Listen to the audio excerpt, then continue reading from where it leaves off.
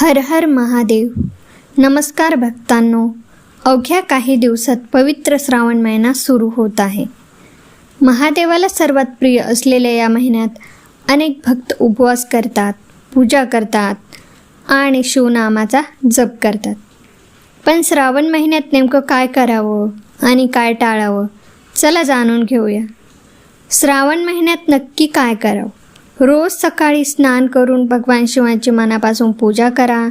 ओम नमः शिवाय किंवा महामृत्युंजय मंत्राचा जप करा. शक्य असेल तर प्रत्येक सोमवारी उपवास करा. शिवलिंगावर बिल्वपत्र, स्वच्छ पाणी किंवा दूध श्रद्धेने अर्पण करा.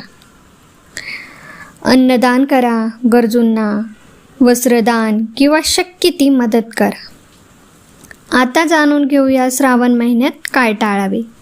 खोटे बोलणे टाळा. कोणाचाही अपमान करू नका. राग, मत्सर आणि भांडणं यापासून दूर राहा. नशा आणि वाईट सवयींपासून दूर राहा. अन्नाचा अपमान करू नका आणि शक्यतो सात्विक आहार घ्या. लक्षात ठेवा, श्रावण महिन्याचा खरा अर्थ फक्त उपवास नाही, तर शुद्ध मन, चांगले विचार, सेवा आणि महादेवावरील अखंड श्रद्धा आहे. महादेवांची कृपा तुमच्यावर आणि तुमच्या कुटुंबावर सदैव राहो. ओम नमः शिवाय.